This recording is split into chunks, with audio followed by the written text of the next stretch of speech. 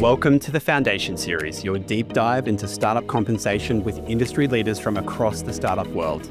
Join me, Matt McFarlane, a people operations leader turned compensation specialist, as we uncover the strategies and practices driving success in tech startups around the world. Hear insights from heads of people, founders, and experts as we explore how to build robust compensation frameworks that not only fuel growth and retention, but do so in the dynamic startup environment that we all know and love. Let's get into it.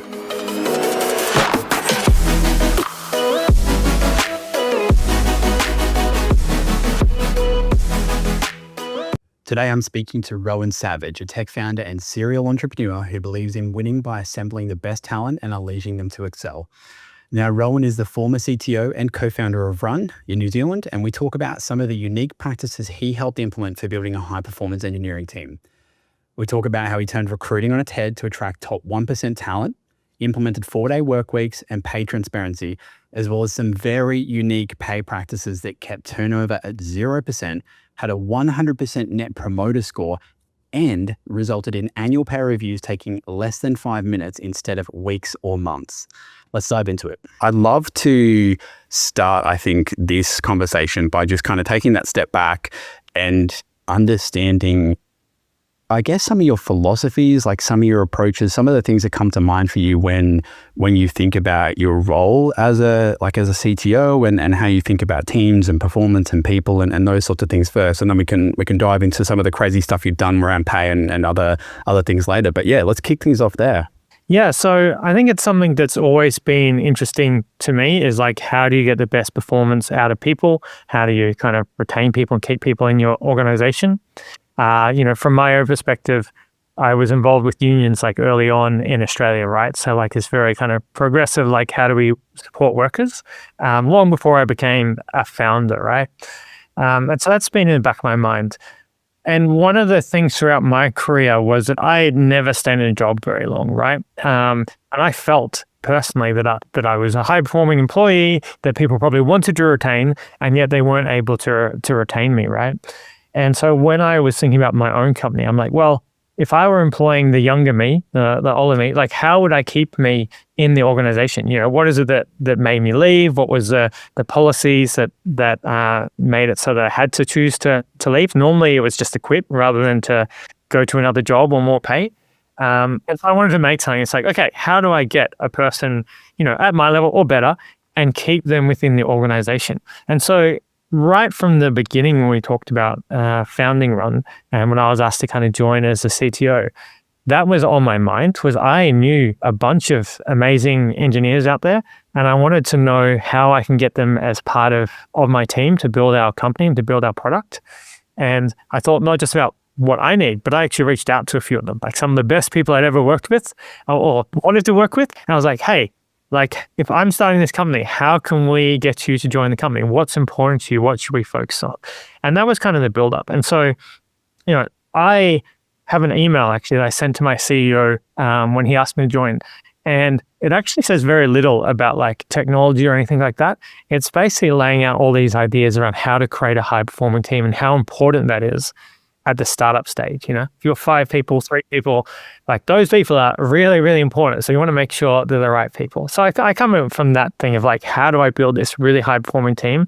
That's number one. And then from that, hopefully everything else kind of starts working itself out. Yeah, I love it. Is that something that, so you've still got a copy of that? Is there something that like, I don't know, you've open sourced or anything, or would it be something that you'd be comfortable either anonymizing and sharing or, editing and... I mean, I haven't had the email still. I'm actually looking at it on my screen, but it's just a bunch of like ideas that we had, right? And a lot of these ideas were implemented at Runn. Some weren't implemented at Runn. Some took a long time to implement at Runn. And it was more of this idea of like, this is how I think about running a company. This is what I care about, right? And this is how I think you create high performing teams.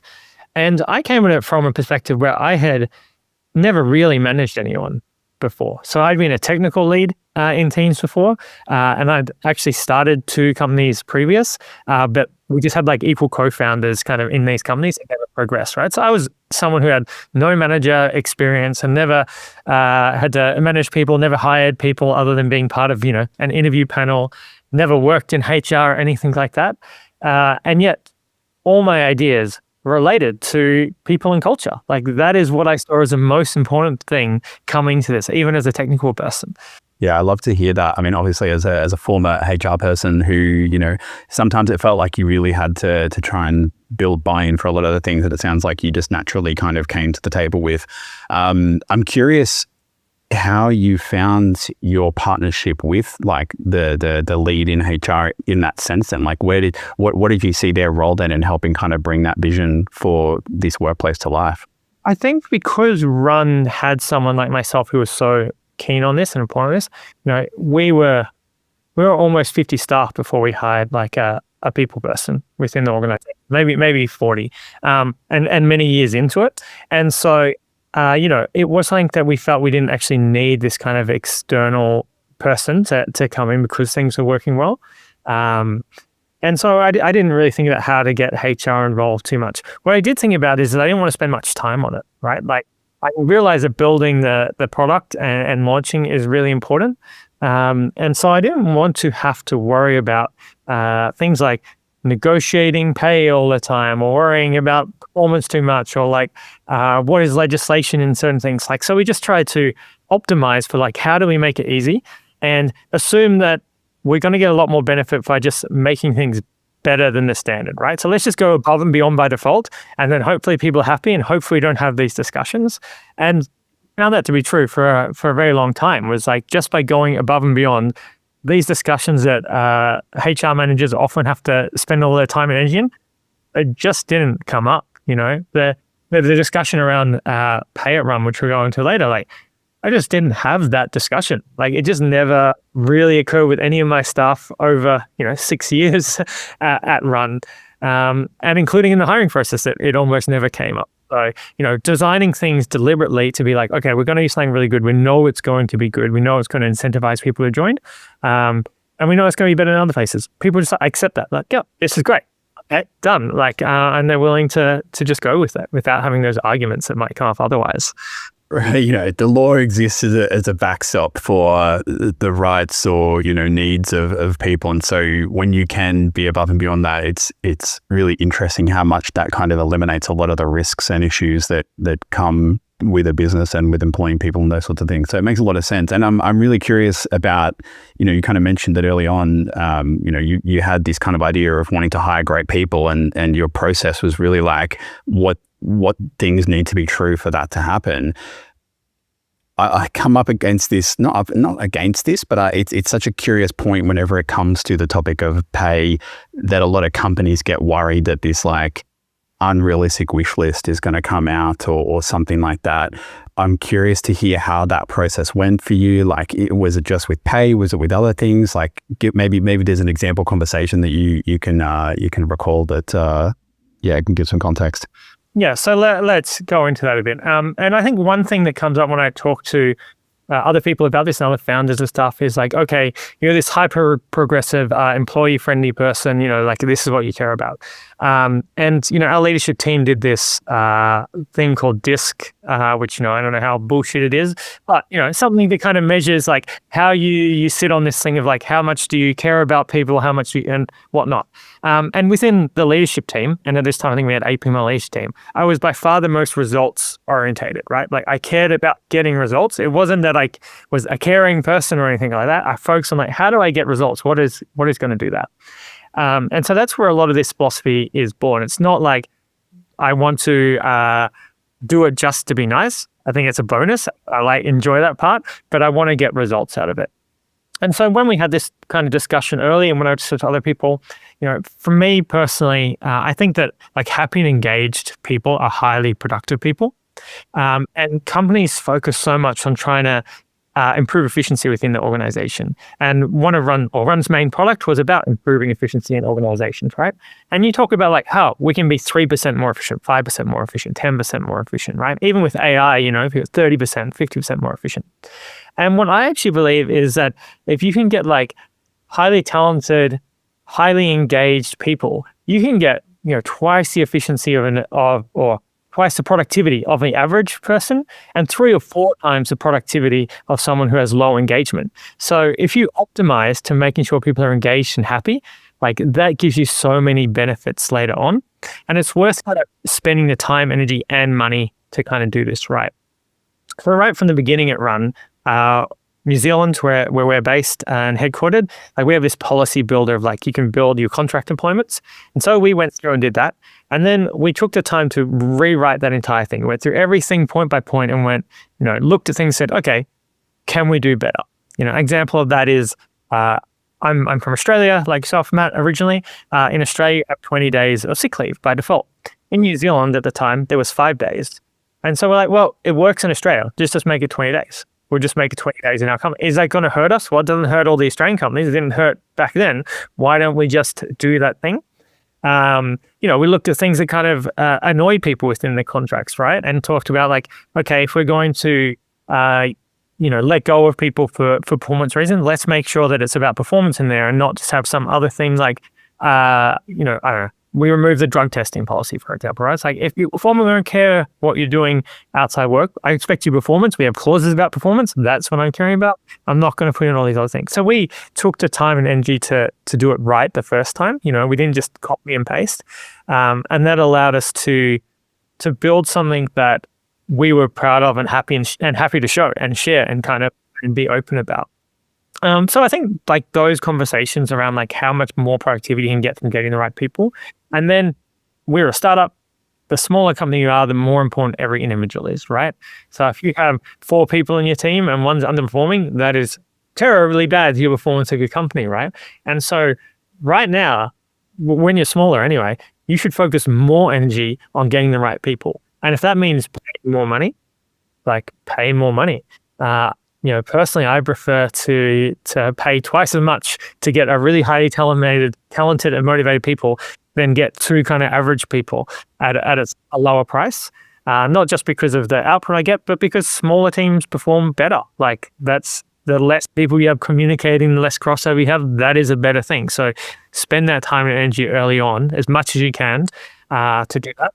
And when you are limited by money, which many startups are, what else can you do? What can you do that's non-monetary that gives benefits, right? What about your leave? What about flexible work policies? What about shorter work weeks? Like all these things should be coming into your arsenal. Like what can we do to attract and retain these talented employees? Yeah, I hear you. And so were a lot of the policies that came up, I guess, developed by virtue of some of these conversations with this consultation with, ultimately this persona of a high performer that you're looking to bring into the business through discussion with them and saying, what things need to be right for you to be here and be successful. Was it through that kind of channel that you were then able to create some of the policies that existed? Yeah, so that's right. So like, and some of them didn't come up, some of them are my own personal things, right? So when you talk about paying people or when you talk about employing someone, at the end of the day, like pay is kind of the number one thing. Everything else can be trade-offs. So you can lower pay because of, you're going to Rocket Lab and you get to make spaceships, right? And you can like trade that's really cool. But at the end of the day, pay is still like there as number one, and then you can bring it down enough and kind of move it based on all the other benefits you have. And some benefits, working on rockets, like you get amazing people. You're doing a productivity SaaS company for B2B, like no one cares. And you don't have a product yet. Like it's not a thing that excites people. You can excite them a bit around the startup and everything, but there's lots of other startups out there as well. And so we're looking at like, okay, so first off, let's just talk about what do we have to kind of pay someone to get them from where they are. And where they are people who are working at places like, GitHub, they're remotely or they're at Atlassian or Canva. Like that's the level of talent we want to be able to bring to us. We're not looking at like what is other necessarily startups employing. We're looking at like what is the top level and what do we need to get to attract them. And one of the things that came up a lot is people just don't know. I don't know what the salary is going to be at this job. It just says a bunch of stuff on there, right? And I have no idea if I should bother applying. And I work at Atlassian. I know I get paid well, so I'm not going to bother applying. And so we're like, okay, if we're going to actually bring our salaries up to anywhere near that level, right, we should just tell people immediately on the front page, like, this is the salary that you will get. So suddenly they go, oh, that's something that's interesting to me. I could work. You're preventing them from kind of, self-selecting out because they just assume by virtue of who you are and your brand that you're not going to be able to afford them. So it just takes it off the table as a eliminating factor. Yeah, exactly right. You want to attract people. And Runn was started in late 2018, but kind of in our growth stage. We're going through the pandemic time when everyone is demanding talent, right? It's the hardest time to hire for developers and engineers in the kind of history. And we need to be able to somehow attract them. And we knew, like I know you're big on transparent pay. And if you pay shit or terribly, like that's being transparent pay isn't that helpful, right? I think you would probably still do it because it's going to eliminate the people who wouldn't take the job anyway and save you time. But the better conditions you offer, the better pay you offer, the more you can be around transparency. And there is always these things, we can't match this salary because, that's a big company. And for me, it was like, let's just have less people and just like get the people that we want. That feels more important to me than hiring. And, I think if we had hired at some of the other startups that I know in New Zealand pay level, we could have had a team that's twice as big. I don't think we were anywhere near as efficient as we were. Yeah, it's so interesting. I really want to dial into, because I think that there'll be people that are conflicted about this, because I think with conventional startup wisdom is that you really need to play up, your mission and your product and the kind of thing you're doing. And your sort of thesis is actually, if you're not building rockets or something that's like thoroughly exciting to a broad selection of the population, you really need to start thinking about how you can dial up in other ways. Tell me a bit more about that and kind of like how you think that changes or should change, I guess, the employee value proposition of a company that, is making something that I don't want to say boring, but doesn't really light people's fire so much in the conventional sense. What's kind of a roadmap or a path they should take to try and offset that? Yeah. So I mean, if you're in Silicon Valley, right, and that's where your company is, and that's where you start, you have these major success stories of people who got ESOP, right? And so this is kind of a big motivator in countries, in Silicon Valley, right? Is you can literally talk to other people who've made tens of millions of dollars by being an early employer at a startup. In Australia, there are a couple of those. If you got early employees at Atlassian, for example, they've done really well. But there's not many examples. And then in New Zealand, we have even less examples, right? Even places like Xero, because they list on the stock exchange so early, like the early employees who had standard ESOP, did okay, did fine, but you're not walking around with all these super wealthy people who did really well. ESOP millionaires, yeah. Yeah, so the idea that like, hey, ESOP is a thing that kind of trades off, I don't think works as well in New Zealand. And that was my kind of, that was my opinion that formed by talking to people, right, and asking them about that. I put value on ESOP, I put a lot onto it. But I also know horror stories, right? And that's actually what I heard more of, is I reached out to people and they'd be like, yeah, I have this horror story where I paid this huge tax bill and the whole company collapsed and I lost all my money and it was a terrible thing and I hate ESOP now, right? So I think we kind of lose that lever a lot. We don't have that same kind of excitement and growth that we get in Silicon Valley. So most people who are looking at startups are often looking at other companies that aren't startups as well. A lot of them don't even know about ESOP. And so you need to kind of come on terms that match that. I think that generally people like startups, and so they will take some sort of pay cut to go there, but it's not necessarily that significant. And so we thought paying conditions was what's going to attract people. And that's what everyone kind of said, like, that's what I care about. They do care a lot. I found people care a lot about, like, what is it like to actually work there, right? Like, that is really important. But I'm yet to really find anyone who can judge that from the outside.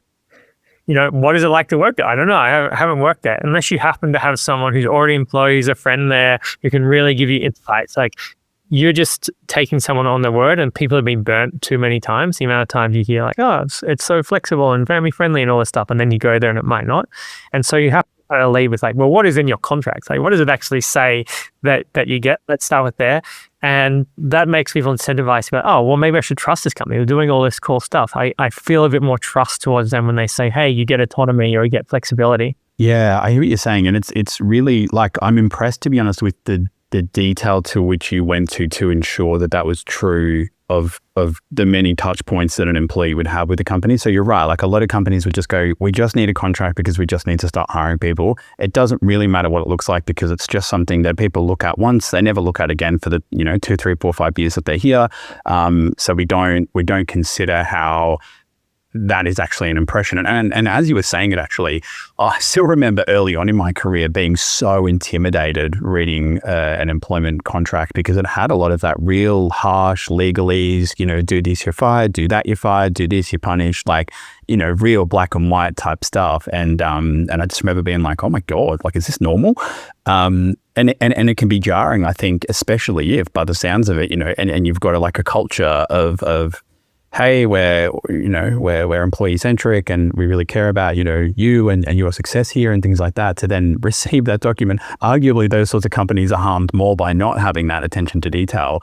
So it's incredible that, you kind of thought about it, I guess, in terms of the employee journey. And it's like, what are the different things that people, or the ways in which people touch or experience the business, and how can we make sure that it aligns with this vision we have for an employee-centric, high-performing, high-talent workplace? Yeah. Like the thing is that most normal employees, like most average employee, like they read it and they just accept it, right? I personally wasn't like that. I was someone who kind of read through the contract, had the same kind of scared things as you, and that's why we removed a bunch of stuff. But if you're looking for kind of the top talent that you can hire, right? These people have multiple job offers and stuff. I've said no to job offers because of what's in the contract, because I can get another job. Like, that's not a problem, right?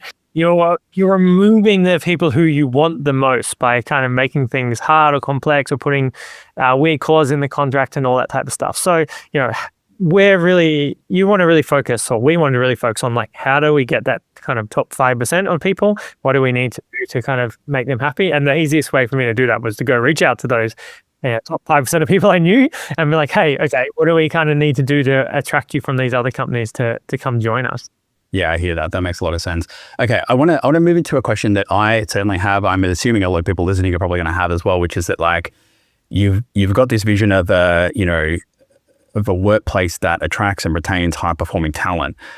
How do you know that they're actually at that level? Like, what's the process through which you went through identifying them, through gauging their performance, their talent, and how did that sort of show up throughout their tenure as well? Yeah, so I mean, you go into your hiring questions there a lot, right? Like, how do you actually hire the right people in your organization?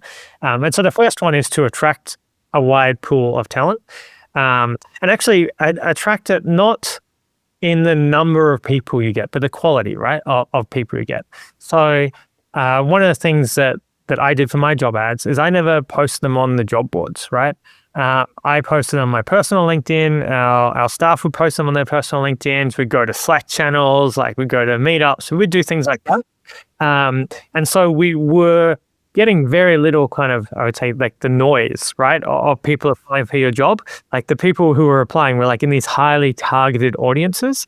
We managed to get, a large amount of people because of what we were able to offer and the conditions we were able to have. That was really important. It's like, okay, so let's get the right talent in place so that we can actually have a selection and figure out who's going to be right. We don't, like, I don't think there's a magic bullet, right? I'm like, how you can make sure that someone is a great person or a great fit or has the right skills that you need, right? What I would say is we were like very deliberate, we were very detailed, and we invested a lot of time and energy into our hiring process, right? We saw it as kind of like for me, the number one priority for me in hiring people in the engineering team was hiring, getting the right people. Because I felt if I got the right people, I can kind of step back and do other things and focus on other parts of the business and allow them to run. So spending a lot of time and energy on that, right? We talked about how we write job ads. So one of the things I see, which actually goes back to your point about like talking about your startup, there's a lot of job ads like, here is the startup we are, right? It's for Runn, and it's like, okay, we do resource management for B2B SaaS company, right? So it's kind of boring, but we want people to know that, right? So normal would start with that. Then they would go into like, these are all the things we want you to have. So like, these are all the skills and everything you have. And lastly, like, here are the conditions. We're a flexible workplace. We pay above average or whatever it is they say. I treat it like an ad. So the first thing I was like, is like, what would make someone look at my ad? What would make someone actually read anything? Okay, well, let's talk about the pay. Runn had a 4-day work week. So let's talk about 4-day work week. Let's talk about all the cool things about working here. Then let's talk about like what the actual team environment is like. So for us, how we ran the engineering team, because a lot of engineers liked how we did that, right? So let's actually talk about that. Then we talked about all the kind of like what is the company and stuff, and finally, like, okay, what do we actually need with it? So we wanted people to be attracted, be like, oh, this seems interesting, I'll read more, and at the end, like, okay, how much of this criteria kind of do I match? Does this seem like the job to me?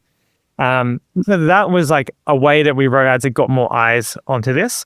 I'm not a LinkedIn influencer like yourself, Matt, but my job ads, I've got a screenshot here. It's like 15,000 views, like it got mass appeal just from me personally posting, right? Because how it's written, it got, dozens of shares across. It got posted in other people's Slack channels. Like it got white on because it was well written, had good conditions, right? And it's the right thing. So yeah, getting the eyes on it. When you talk about like what is the process, we tried a bunch of different processes hiring engineers, and we had a bunch of steps. We experimented with different technical interviews and stuff. At the end of the day, I really just felt it was FaceTime. It's like, how much have I got to speak with this person? How much have I got to learn about them? How much have I got to know about them? Me and other staff members who were doing it, right? Like it was a FaceTime, and for people to come away from that being like, wow, I really want to work with Matt. Like, he'd be great when things are hard, when things are stressful. Like he seems to know what he's talking about. He's friendly. Like all the things that like make me say, hey, this is a person I feel like working with. That is what was most important, and avoiding kind of any red flags. It wasn't, how well did someone do on a technical test, or how well did they answer these questions? We just want to come away with this feeling that, wow, I want to work with this person. They impressed me. And the only way you could really do that was spending time with them. And so we had quite a long interview process, like in terms of time. But we always made sure that you were at least one-to-one with someone. So like every minute you spend with us, we would spend on you as well. And a lot of times, sometimes you have group interviews and you have more than that, right?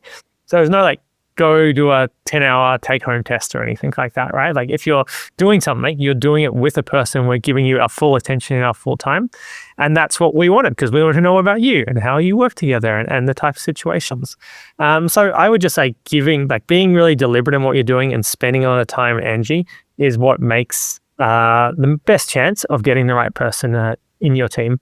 Yeah. All right. There's a lot of things I'm keen to dive into there. I mean, let's start with that last one there, because I think being the LinkedIn influencer that I am, a lot of the content I see on LinkedIn, the popular content is, short and fast recruiting processes, as few, interviews as possible. That kind of tends to be, again, conventional wisdom. And it sounds like you're kind of going, actually, for us, what worked best in again, creating this high performance workplace was we had this process for just getting them, interested. And we'll touch on that in a second. But when we actually went through the process of assessing whether or not they, were kind of had that merit, had that bar raiser ability, it was dedicated one-on-one time with our team to get to know them better.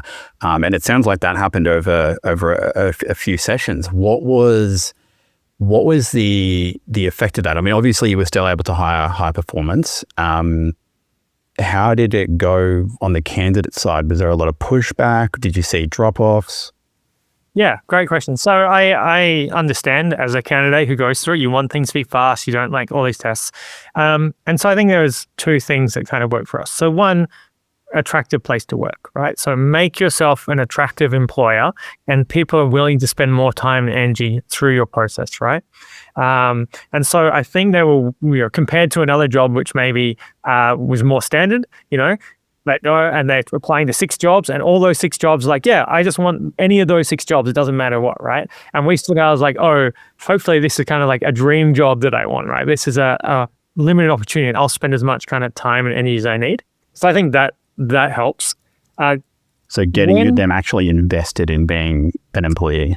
They want to join the company, right? So like whatever it is that makes it so you want to join the company, like a generic job, a generic kind of like company type of thing, and there's lots of companies out there where it's like, I'm just going to go work to just take around Fisher and Paykel or something, right? I'm going to be software engineer at Fisher and Paykel. But it wouldn't matter if I was at IBM or if I was at Westinghouse, or it's kind of like the similar type of job, right? And so you don't really mind. As when you are able to offer a unique value proposition, people go, oh, this is the only place I'm going to get something like this, right? And that comes into all our rest of the policies to make us an attractive place. The thing that I find a lot of engineers anyway hated about like long interviews is the fact that you asked them to do something for a long time and you invested nothing back. So, hey, go take this online test. It's going to take you 3 hours. right? And they go and do that, and then they get some score out of it, right? And they hated that because they're giving you all this time and you're not giving any of your time, right? I'll take this project home and go do the work on it, right? And someone would go and they'd invest time and their own energy, and they might not hear anything back. And so for us, right from day one, right from like the first time I spoke to someone, actually in the job ad, we talk about the interview process, right? We talk about what it's going to be like, and we talk about like, we're going to spend as much time with you as you spend with us. Right? We value your time, and we're proving that by spending our own time and energy on your application. And to prove that, I replied to every single applicant, right? Personally replied to every single applicant who applied, right? And that was me spending my own time and energy to say, hey, I know you probably spent an hour or two applying. I'm going to spend at least 5 minutes replying and giving you an honest kind of opinion back about why you didn't progress to the next stage. And so we kind of proved that. And I think that gives a lot of like, people appreciate that, and they're much more willing to give you time. If you get someone to talk to an AI, they're probably not going to be very happy about it, especially if it's a long time. Yeah, it feels like a very one-way relationship, doesn't it? I'd imagine this would be something that is pretty feasible when, the size that Runn was, you're kind of, hiring one person at a time, something like that. How do you think something like that would evolve, if you started to become this scaling rocket ship type thing, or how do you think you'd be able to preserve some of the humanity in the process despite potentially trying to hire 100 people? Yeah, so I think that it's important that you invest the money into that, right? So like I was able to do that as a founder, and, we hired up to 50. I think the highest, 6 is the most I hired at once, right? So it's nowhere near like when you're doing a scaling, but it's still, that size, and we're getting hundreds of applicants, right?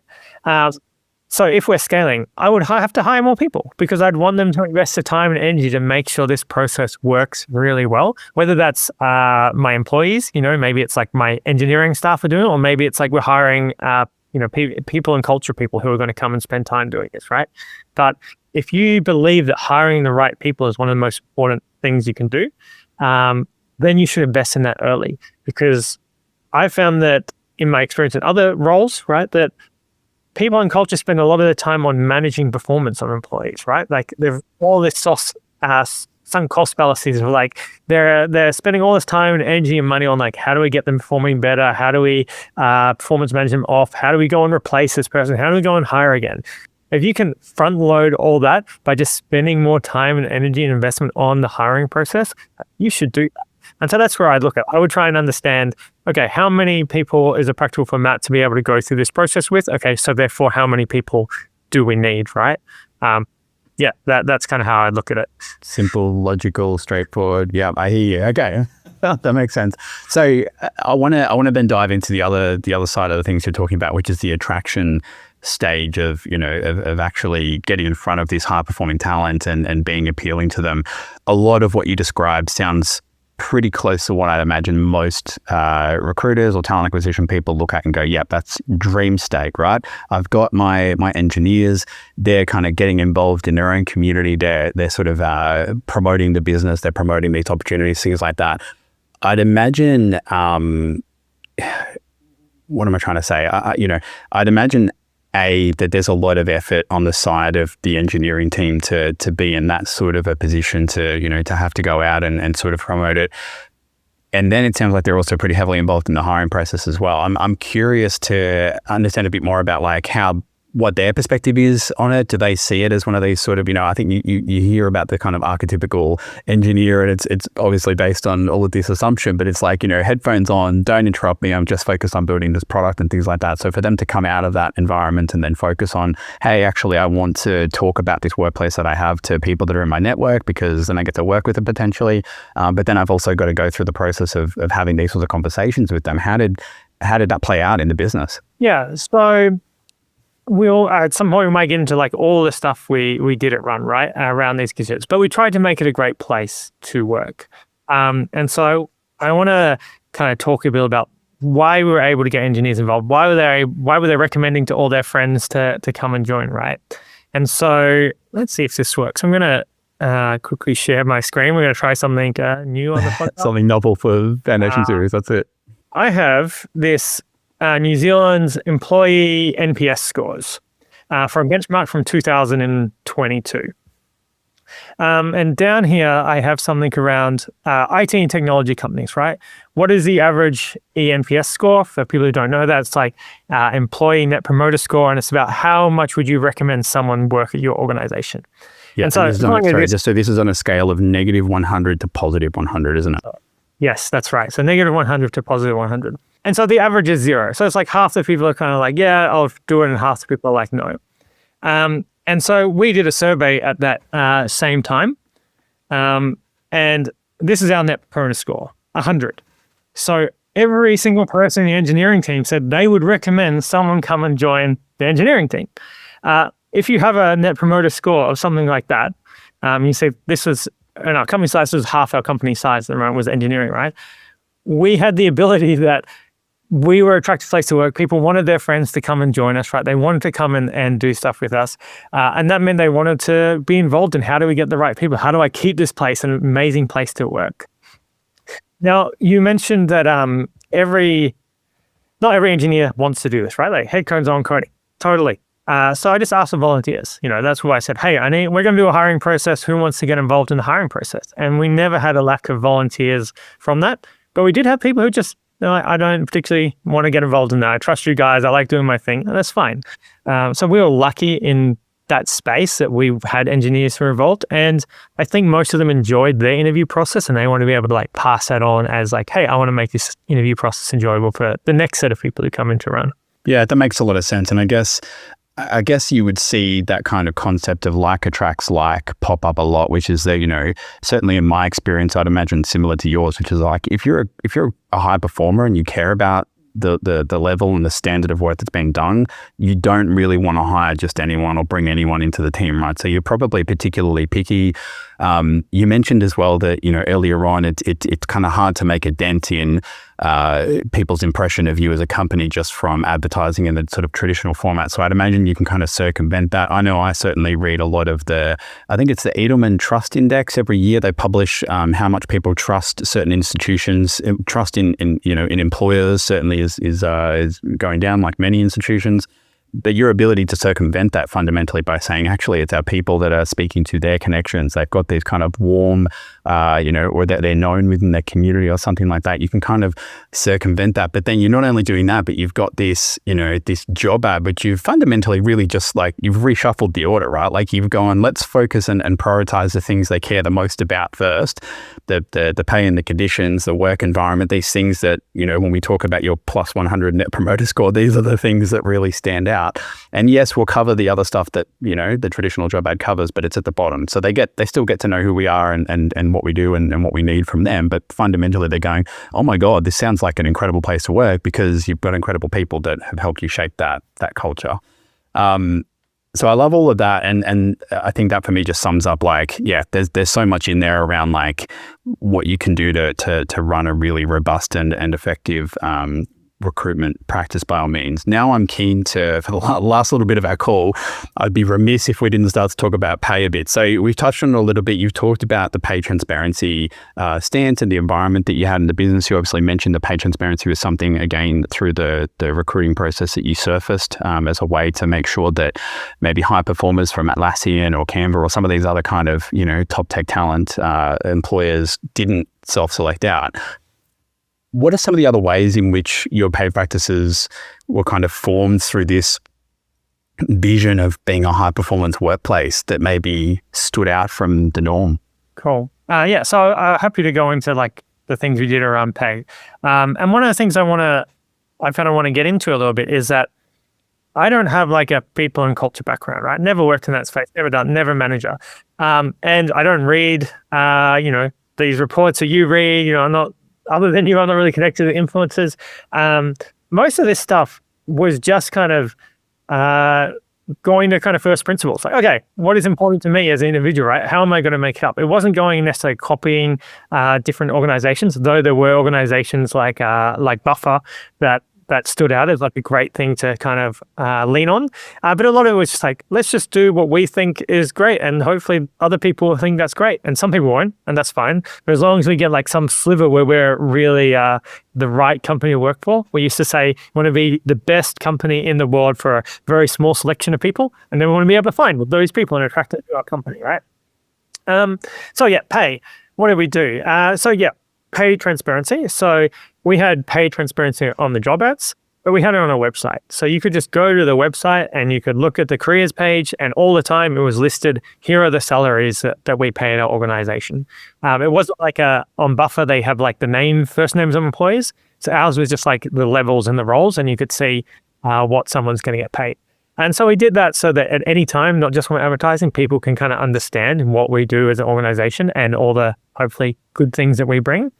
And we also did it because I wanted to improve pay in New Zealand, to be honest, as well. Like I'm from Australia. I know I go and pay a lot less in New Zealand than when I was in Australia, right? I wanted to bring that up. And so I wanted to have this thing that people would go to and go, hey, if I worked at Runn, this is kind of where I would be. So they can have that as a negotiating point, because at the moment, employers get a lot of power. They can see a lot of like, how much should you pay people, how much people get paid, but individuals don't necessarily have that power. So I wanted to bring that out. So one thing, we had it on our website.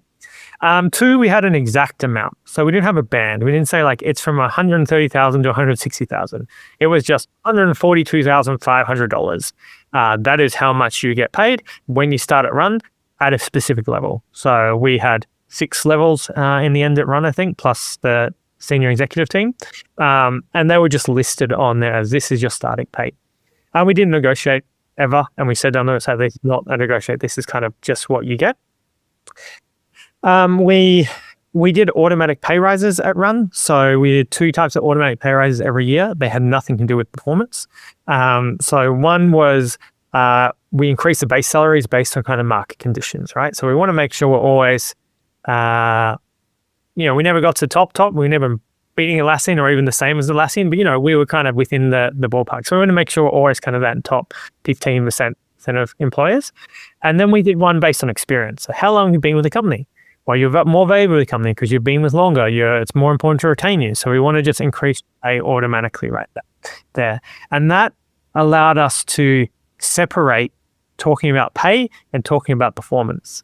So I could talk to people about performance and they could be honest with me, and they knew that was not going to affect their pay rise in 3 months. Not only did it not affect their pay rise in 3 months, but people knew forward planning what they were going to get paid as a experience increase, as well as when they go up levels. So if someone tried to poach us, they'd be like, well, you don't have to match my pay today because I know I'm going to get a guaranteed pay rise at Runn, in 6 months. So I want you to match that pay. Oh, and also I know if I get promoted and Runn's good at promoting people internally, I'm going to be at this pay. So actually I want you to talk way up here instead of the current level I'm at, which is where most talk about when they're negotiating, right? They're talking about like, what is my current pay? I'll compare to that and see how much above that I am. So automatic pay rises, like guaranteed pay rises helped, and having kind of everything posted and open.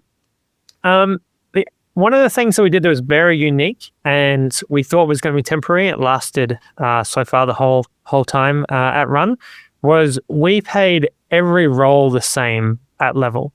So if you were a senior engineer or a senior customer success or senior marketing or senior people and culture, you got the same pay. And that didn't matter about the market conditions or anything like that. Now, the reason that started was just because when Runn started, we had like just engineers, and then we had to hire someone, I think it was marketing was up or something. We had to hire a marketing person. What are we going to pay them? Oh, just pay them kind of the same as engineers, right? Hopefully we'll be able to attract really, really good marketing people because we'll have such an amazing pay for our marketing, right? And that's kind of where it started. But as we kept hiring, we kept being like, well, how important is this person? Are they so important that we should hire them instead of another engineer? And if they are as important as hiring another engineer, why don't we just pay them the same as another engineer? And so we managed to do this, almost 7 years, I think, at Runn, where we had everyone on the same pay, and it's still going now. But it's always been like saying, does it work? We're not sure. Something probably it might disappear, but it's worked so far. And it took some of the things it took away is like this idea of like, well, why does this person get paid more? I work harder, what do I deliver? How do you measure that the engineer's performance is more important than someone else's performance, right? And we wanted that because we also paid globally the same. It didn't matter where you were in the world, we gave you the same pay, right? So we're not adjusting based on your location. We're saying like the value you bring is what's important. We'll pay you based on the value. Then why are you saying, well, the value that our people and culture person is less than the value of our engineers, right? If we didn't see it that way. And so that's something that, we managed to keep at Runn. I don't know of any other companies in the world that have done that. Don't know if I'd recommend it, but it worked, and it made things easy. It made it really easy. Yeah, gosh, there's so much there to dive into. So it's still, even though I know this about you and about your experience, it's still you're right. It's novel. I certainly haven't come across many companies that are doing some of the points that you mentioned at the latter part there. So I guess, for me, as you mentioned, I'm obviously an ambassador of pay transparency. I think the point that you make around, and I can see where your union roots come out there a little bit with you've got these kind of known, quantified, pay path and pay progression points that people just don't have to worry about. They can see what they're on now. They know that everyone sitting next to them who's got a similar level of tenure and is at the similar size of role is getting paid the same. They know what they're going to get in year one, in year two, all these sorts of things. It just makes a lot of sense. And I would imagine, having been someone who's, architected and built some of these systems that are incredibly complex and there's all these moving parts and things like that, just administratively very easy, right? It's when you talk about pay review times, I'd imagine it's a pretty straightforward process for you guys. You just click a button, you go, yep, it's, we've now crossed over 1 January or whatever. Now everyone's pays go to this, bada bing, bada boom, everyone, what's that process like for you? We basically had a process where it was I had an alert that someone's anniversary is coming up, and we send them an email that, hey, I sent a personalized message that said here's all the things we want to recognize what you've done and brought to the company, and here's your new pay. We never had this negotiation that came into about how you've been doing or anything like that. We had those conversations how people are performing, but it wasn't part of the pay. The pay was just something that was automatic. And so, you can't just do that without caring about results. You have to be willing to be if someone's not performing, we're going to address that. If someone continues not performing, we're going to let them go. That has to be part of the process, right?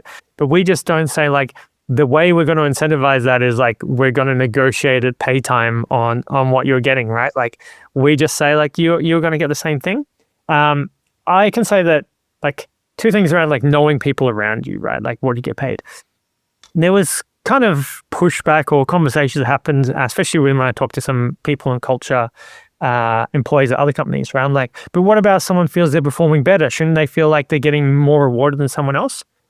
That never came up ever at our company, as far as I'm aware anyway, and certainly on the engineering team. No one ever was oh, well, I'm doing better than this person, so I should get paid more. That just wasn't a conversation they ever cared about. They cared about wow, I'm working hard with these people. I like working with these people. I know we're all getting paid fairly.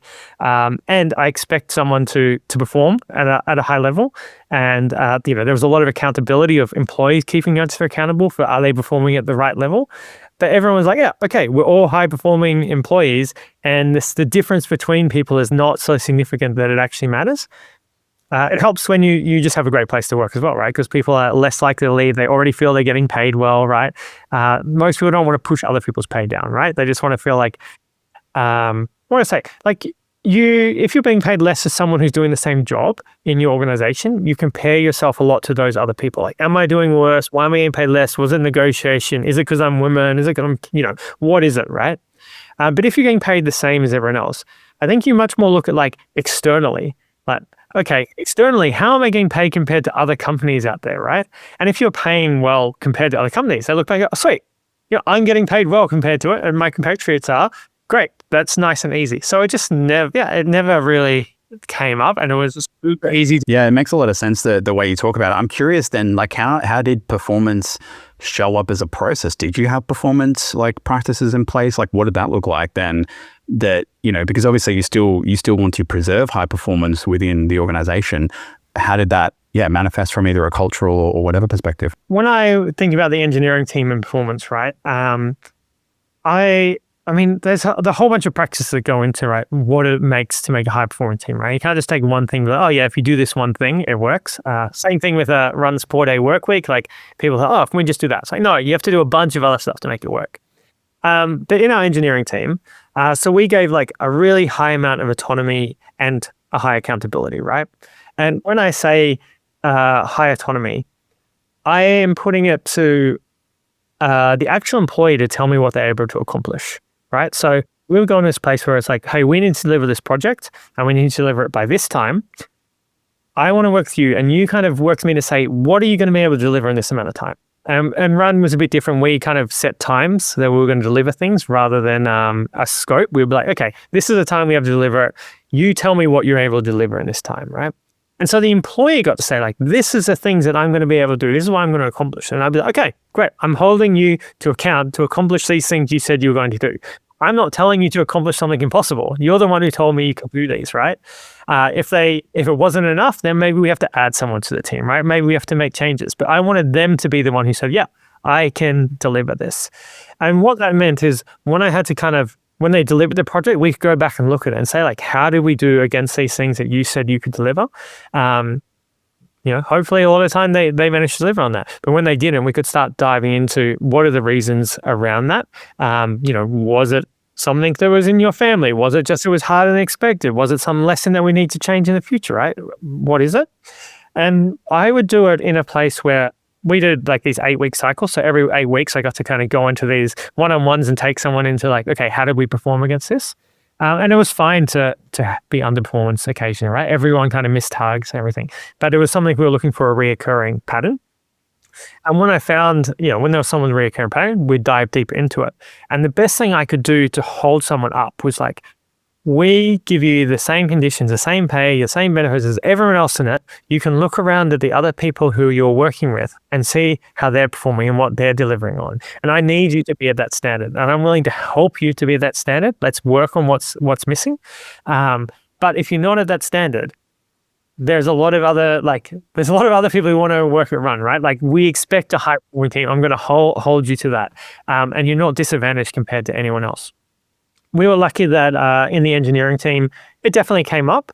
But most of the time it was like something unrelated to work. It was like a family issue or people being sick and all that type of stuff. And so actually the result of that was like, hey, take extra leave around that, right? So you can go and be with your family when something's happening, right? Like, yeah, go overseas to be with your father when this is happening. Like, let's solve it in that way, and let's move you into a different situation. So you're in a position where we had teams that kind of did bug fixes and stuff, right, over this course of the cycle. Let's go move you into that, right? So you don't have to worry about it, and we'll give you like this easier path for now, and then bring you back in when you're able to deliver at your full potential. Yeah, that makes a lot of sense. And I know this is getting granular, but I guess, how often did you find, or did you ever get the sense that people were either like maybe shooting a bit too high, or conversely, maybe sandbagging a bit? Like, did that ever kind of come up from this process? I never felt that came up, no. I think that for me, I'm a software engineer by background. So that was part of it. I could see what I could deliver. That also was a team, right? So a team would be, for us, 3 people. We deliberately kept them really small. We wanted them to be small, and we'd have 3 people in a team who would deliver a project, and rarely had more than that, right? And those 3 people together would come up with what they're going to deliver. And then they would be holding each other to account to like, hey, we have to deliver this. This is what we said we were going to do. And I think that really small, intimate relationship that these teams have mean that you're not going to let down your coworker and your friend who you have to deliver, and you're both going to kind of, get in trouble, so to speak, if you don't hit these deliverables. And I think that really elevated the team a lot. And it allowed people to come out when there was issues as well. If they're not going to hit those targets, they knew it's not going to affect pay. They knew that we're open and willing to talk about, we're willing to put more people on it. They will be more open about like, hey, shit, we're not going to hit these targets. Let's go do something. Our 4-day work week entered into that as well sometimes, right? So I wanted everyone to do 4 days. It was really important that was like the standard. But if you were coming near the end of your deliverables and you were behind, people put in the extra time and energy because they felt accountable for it, right?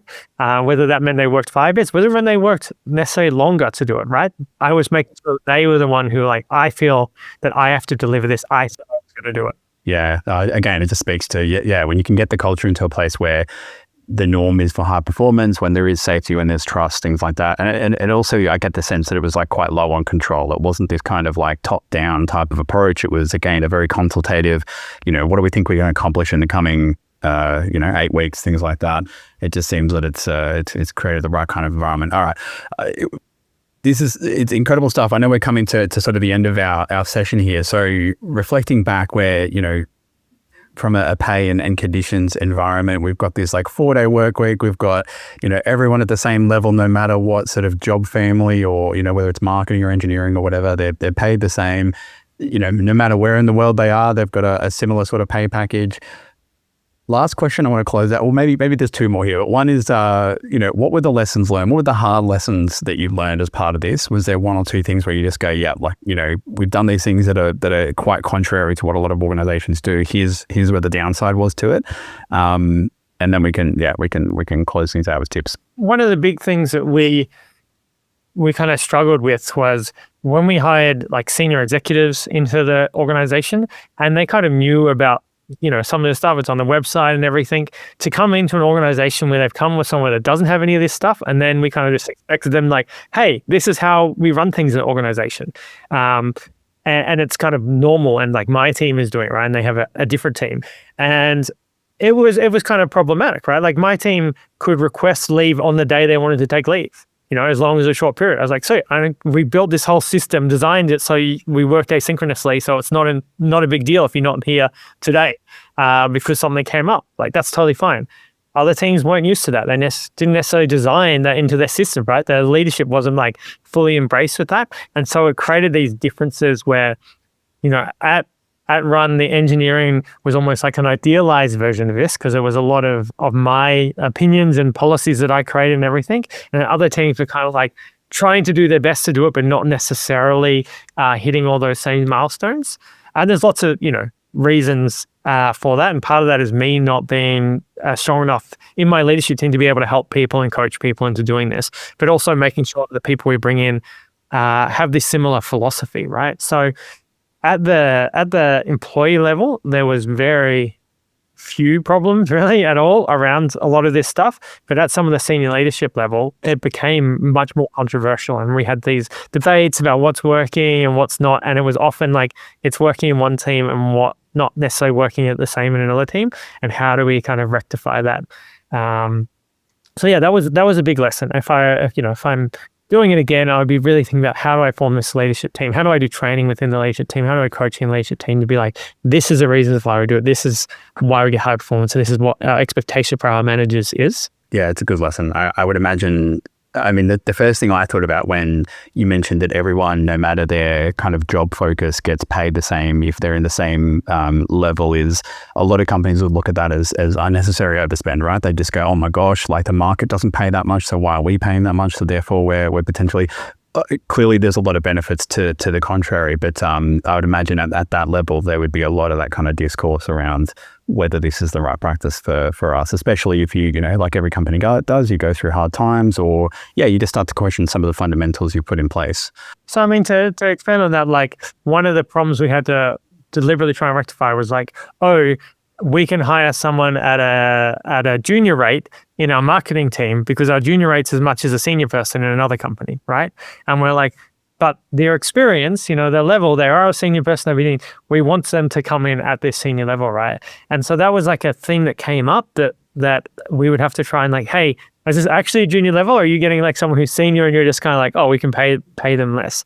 And so you were able to attract that, even with the lower pay. But interestingly, one of the things is that within the engineering team, which technically relative probably to the other teams, maybe other than sales, it's kind of like the lowest paid team in terms of relative to their peers, right? In other companies, right? 100% retention over 7 years, right? Like it never happened. Yeah, it's hard to argue with the facts, isn't it?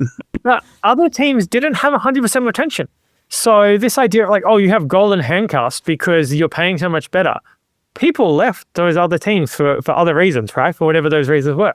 But it wasn't actually that much of a golden handcuff that people were like, I'm going to stay here no matter what.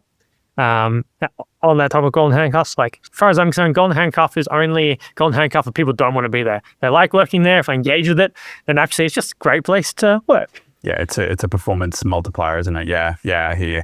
All right, last question from me, Rowan, is, for a lot of the heads of people, or maybe there's other CTOs or founders that are kind of listening to this and going, gosh, that sounds like exactly what I'd love to try and emulate in some respect. A lot of the vision aligns with, things I'd like to see happen in my workplace. what's a tip or, or advice or something you'd give to them if they're starting down this path? Yeah, I think that it's really important just to focus on this stuff from the beginning. Like if you actually believe that your employees are, one of the most important assets or the most important asset at your company, and that when you're small, that is an even greater importance. Think about like, what can I do to attract people that's maybe unique or different, right? What's special about me and my company, my founders that make it so that we can go like, hey, sure, we're not paying you the same as Atlassian, but you get a 4-day work week, or you can work anywhere in the world, or we give you extra leave, or whatever it is, right? Like we run things differently. I think that those allow you to kind of gain so much more momentum at the beginning that you might miss otherwise. And I think that grows, if you're 100 people, 200, I think it's the same. If you're Microsoft, I think it depends. Probably if you talk to a small team at Microsoft, they're like, yeah, it's really important every hire we make, right? Even though the big Microsoft doesn't matter as much. And we see people willing to pay and give these conditions at large companies like at Google and stuff like that. And we say we can't compete against them. There's a reason they're doing it. They're not doing it because they're idiots and they're just throwing money away. They know that people are worth this amount of money to be able to get the best out of them, get the best return on investment on your employees. And so they're willing to pay that. And as startups, we often aren't willing to pay that because we're worried about other things. And then we're just missing out on those great talented people that get stuck into these large organizations. So, go and try it. Think about it from first principles. Don't think, I don't have a HR background or I don't have a people and culture background or anything. Like just think about, well, what do I think is important? And realize that you as a founder, if you are a founder, very different motivations to an employee. Very, very different motivation to an employee. My employees might do a 4-day work week. It doesn't mean I'm not doing crazy hours, but I have this huge intrinsic motivation to the company that doesn't exist. I can't just think, oh, well, they're going to work at my startup, and so therefore they're going to like it just as much and be just as excited, right? At the end of the day, these things like less working hours, there's this worry about, oh, well, will you lose some percentage of performance? If you really believed that it was all about the hours to put in, then you should hire in a really low pay country and hire 1,000 people and get them to work crazy hours at low costs and see what comes out of it. Like everyone knows that isn't the right thing. You don't just pay the lowest amount of person to get the most amount of hours and that gets you success. Everyone knows that it's actually the right people and the hours that they're spending their time and energy on and how they're performing. And so if you can say we can attract that little bit higher level of talent, say 20%, right, in terms of productivity, then losing that 20% of time, like you've easily made that back up. And that's without saying that, sometimes people say if you use 32 hours, you accomplish the same amount. And that's what we found at Runn. So yeah, try these other things, experiment, kind of see what happens. And don't be afraid to be like, hey, we're a startup. We're innovating in a space, and you can innovate in more than just product. You can innovate in people culture too. Yeah, I love it. You're absolutely right. It's not something that is just for the HR team to worry about. It really should be the focus and the responsibility of any executive or any leader in the business. And I love the advice, sage advice around tackling it from first principles. So Rowan, I really appreciate it. Thank you for jumping on. This was as ever very insightful. So yeah, I appreciate you being here. Awesome. Thanks, Matt. Thanks for inviting me on. Thanks for joining us on another edition of the Foundation Series. Make sure to head over to our website to subscribe to the Foundation Series for monthly editions featuring future interviews on startup compensation. In each edition, we'll explore the different strategies, trends, and challenges faced by startups around the world. If you have a burning topic you'd like me to cover or a standout guest that you want to hear from, drop me an email so I can dive deeper into the compensation topics that matter most to you. Join me next time as we continue to uncover the strategies and practices driving success in global tech startups around the world. Thanks for listening.